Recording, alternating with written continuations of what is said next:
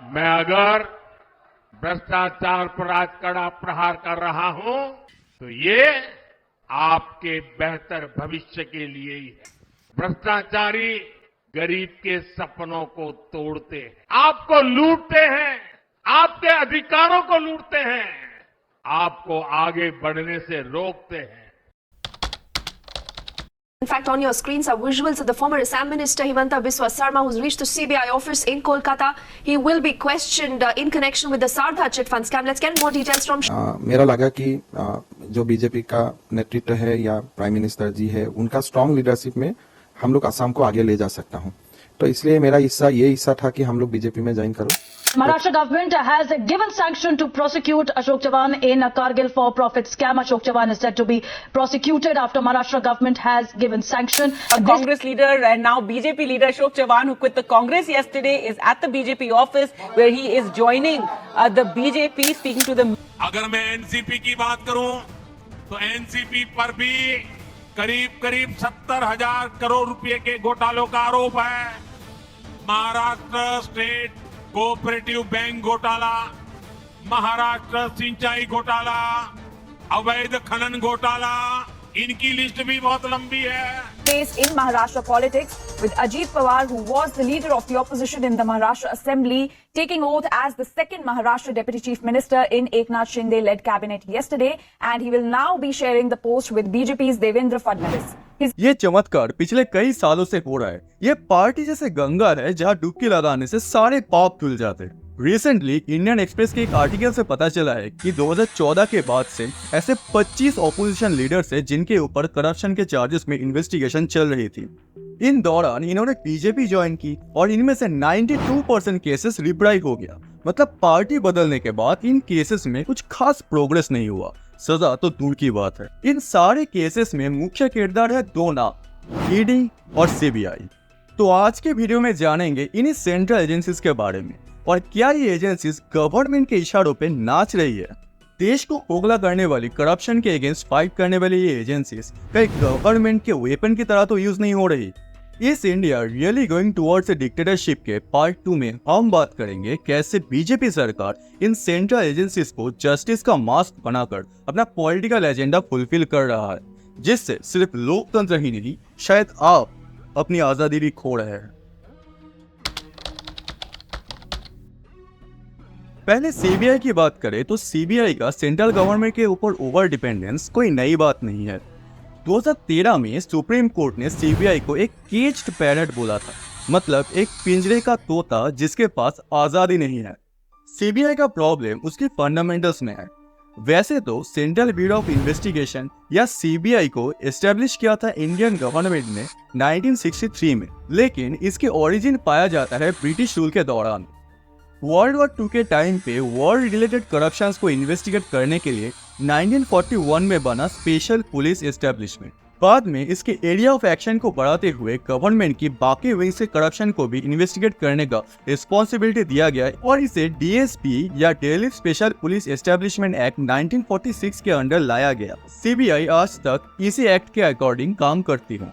दूसरी तरफ foreign exchange regulation act 1947 के अंडर 1 मई 1956 को initially department of economic affairs के अंडर इन्फोर्समेंट यूनिट के नाम से ईडी बना।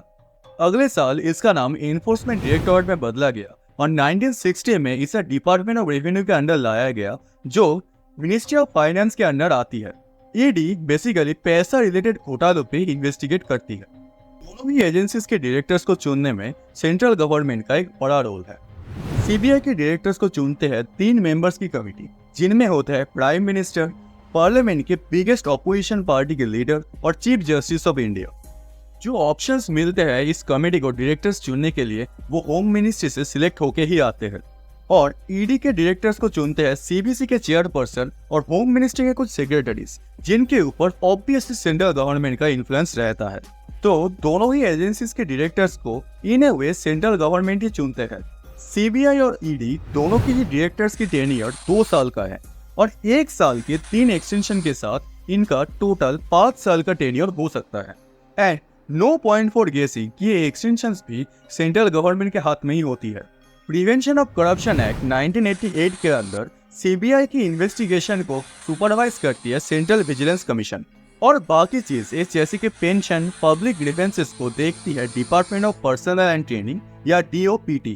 गौर करने वाली बात यह है कि डीओपीटी आता है डिपार्टमेंट ऑफ पर्सनल के अंडर, जो डायरेक्टली इंडियन प्राइम मिनिस्टर के अंडर आती है। 2013 में सीबीआई ने सुप्रीम कोर्ट को कहा था कि डीओपीटी का सीबीआई के ऊपर कंट्रोल एजेंसी को इंडिपेंडेंटली काम करने से रोकता है। सीबीआई और ईडी दोनों को ही ह्यूमन राइट्स वायलेशंस के अलावा बाकी केसेस में आरटीआई के दायरे से बाहर रखा गया है। तो हम जैसे लोगों को किसी भी तरीके से पता ही नहीं चलेगा कि ईडी और सीबीआई के अंदर चल क्या रहा है।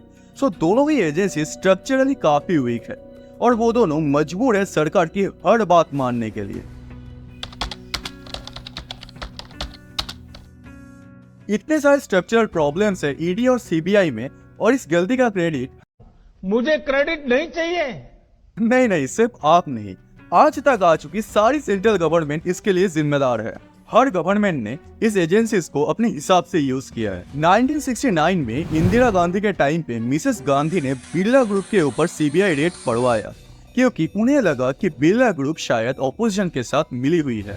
आरोप लगता है कि इमरजेंसी के टाइम पे कांग्रेस लीडर संजय गांधी सीबीआई को यूज करते थे पार्टी फंड्स कलेक्ट करने के लिए, और सिचुएशन ऐसी थी कि सीबीआई को कांग्रेस ब्यूरो ऑफ इन्वेस्टिगेशन कहा जाता था। इंडियन एक्सप्रेस के दीप्तिमान तिवारी ने 2022 में एक रिपोर्ट पब्लिश किया जहां उन्होंने 2004 से 14 के बीच की एनडीए गवर्नमेंट और 2014 के बाद की यूपीए गवर्नमेंट की ईडी और सीबीआई इन्वेस्टिगेशंस को स्टैटिस्टिक्स के बेस पे कंपेयर किया। कांग्रेस गवर्नमेंट के 10 साल के टेन्योर में टोटल 72 पॉलिटिकल लीडर्स के ऊपर रेड किया गया, जिनमें से 43 यानी कि 60% ऑपोजिशन लीडर्स थे। इनमें current home minister Amit Shah, Mayawati और भी कई बड़े नाम शामिल है, आप इस लिस्ट में देख सकते हो। इन सब केसेस में समाजवादी पार्टी का लीडर मुलायम सिंह यादव का केस एक स्ट्रेट फॉरवर्ड एग्जांपल है सीबीआई को एक वेपन की तरह यूज करने का। 2007 में उनके और उनके फैमिली के ऊपर करप्शन के चार्जेस लगाए गए और एक प्रिलिमिनरी इंक्वायरी सेटअप किया गया। अगले ही साल इंडिया यूएस के न्यूक्लियर डील के चलते मनमोहन सिंह सरकार गिरने की कगार पर थी,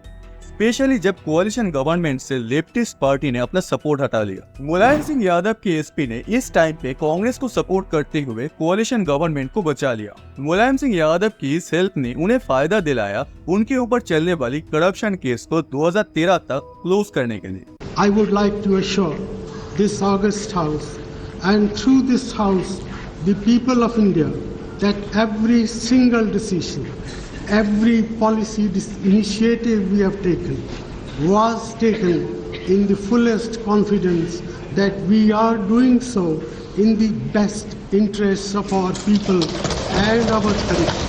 2014 में सरकार बदला और सीबीआई का रोल भी। ये कांग्रेस ब्यूरो ऑफ इन्वेस्टिगेशन से बीजेपी का जमाई बन गया, और वैसे जमाई तो ईडी को भी कहा जाता है। 2014 के बाद से सीबीआई और ईडी मानो बुलेट ट्रेन पर सवार थी। अगले 8 सालों में उन्होंने 124 पॉलिटिकल लीडर्स के ऊपर इन्वेस्टिगेशन किया, जिनमें से 118 यानी कि 95% ऑपोजिशन पॉलिटिकल लीडर्स थे।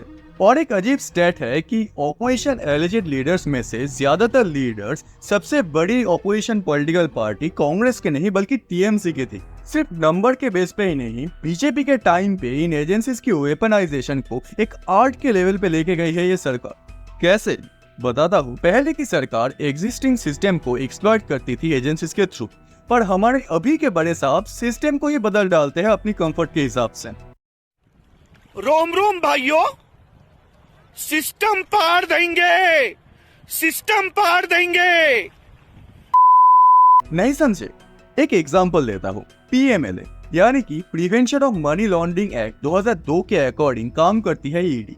पीएमएलए की सेक्शन 45 एक डेंजरस प्रोविजन है एक्यूज्ड के लिए, जहाँ बेल मिलने के लिए एक्यूज्ड को खुद प्रूव करना पड़ता है कि वो इनोसेंट है, जो इंडियन क्रिमिनल प्रोसीडियर के fundamental innocent until proven guilty को अपोज करता है।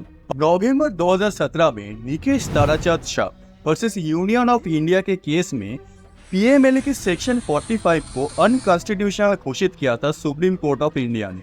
पर अगले ही साल बीजेपी लेड गवर्नमेंट ने फाइनेंस बिल के साथ पीएमएलए की सेक्शन 45 को एक्ट में इंक्लूड कर दिया।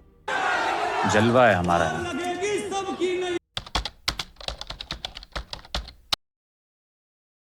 आप बोल सकते हो कि जो भी किया है यही तो अच्छे दिन है, करप्शन सामने आ रहा है, करप्ट नेता जेल में। अरे भाई, बीजेपी के नेता शायद करप्ट है ही नहीं, इसीलिए सारे इन्वेस्टिगेशन ऑपोजिशन पार्टी के ऊपर है। पर रियलिटी से थोड़ी अलग है।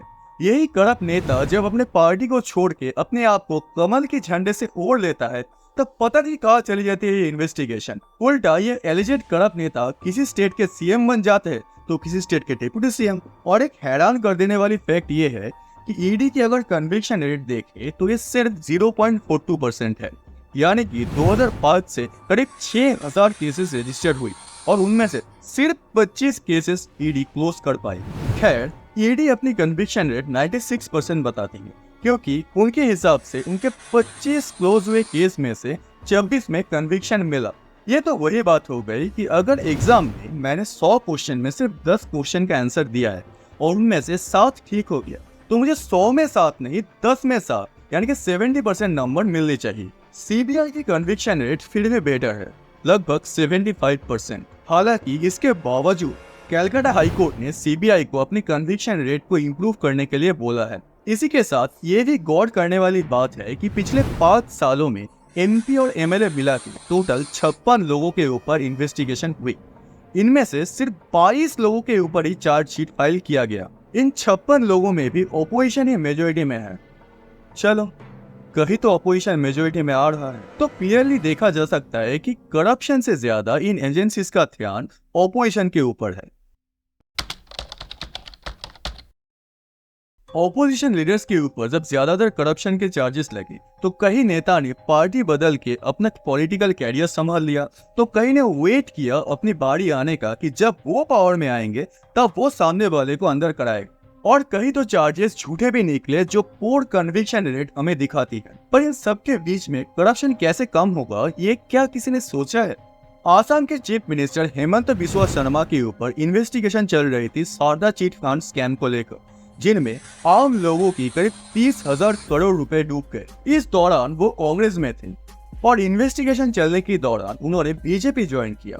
और कई लोअर और मिडिल क्लास फैमिलीज जिन्होंने एक बेटर रिटर्न की आशा में और एक बेहतर जिंदगी की तलाश में इन्वेस्ट किया था, उनकी लाइफ बर्बाद करने की रिवॉर्ड नेता को मिला चीफ मिनिस्टर बन के। अशोक चव्हाण ने भी खुद को रिवाइव किया था 13 फरवरी 2024 को कांग्रेस छोड़ के बीजेपी में जाए।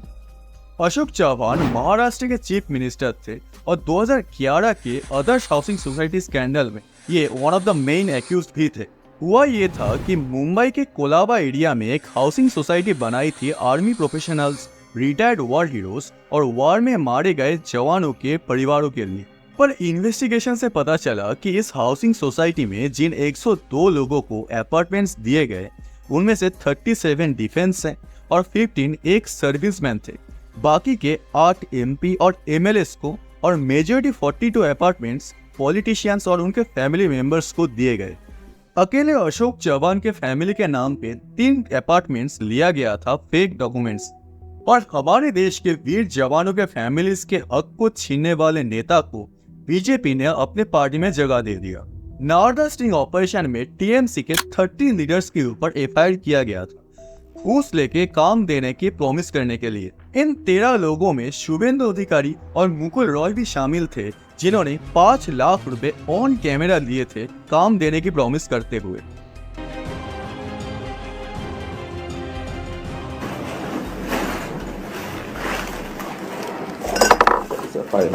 बीजेपी ज्वाइन करने के बाद मुकुल रॉय और शुभेंदु अधिकारी को बाकी एक्यूज से कुछ अलग ही ट्रीटमेंट मिलने लगी, पता नहीं क्यों। सीबीआई को लोकसभा के स्पीकर से परमिशन तक नहीं मिली इन दोनों को इन्वेस्टिगेट करने के लिए। एग्जाम्पल देते थे एक बार शायद मैं भी थक जाऊं, पर इस रूलिंग गवर्नमेंट को शर्म नहीं आएगी ये सब काम करते हुए। हमारे प्राइम मिनिस्टर जितना भी ऑपोजिशन को करप्ट कह ले, पर ऑपोजिशन के नेता जब बीजेपी में ज्वाइन करते हैं तब जो एक्स्ट्रा टुए भी निकलता है, उससे हमारे प्राइम मिनिस्टर को बेहद मोहब्बत है। A+B इंटू ब्रैकेट स्क्वायर करे तो रिजल्ट आता है A² + 2AB + B²।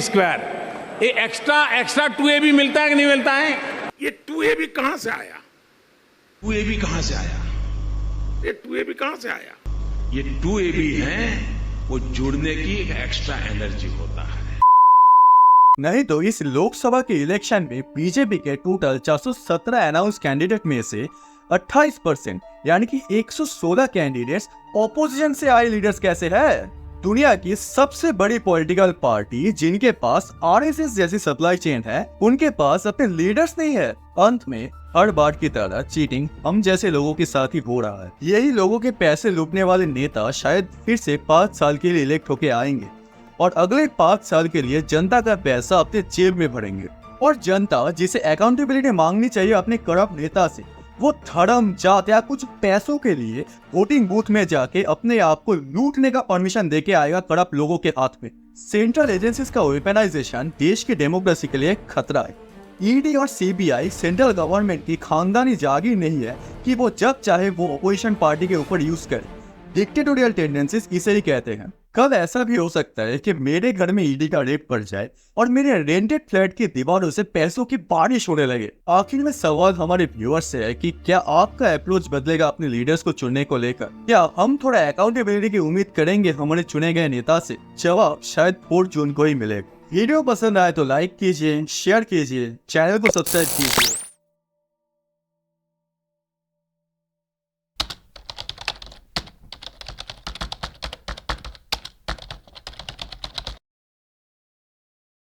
अरे, सेंट्रल गवर्नमेंट कब से YouTube वीडियोस अप्रूव करने लगी?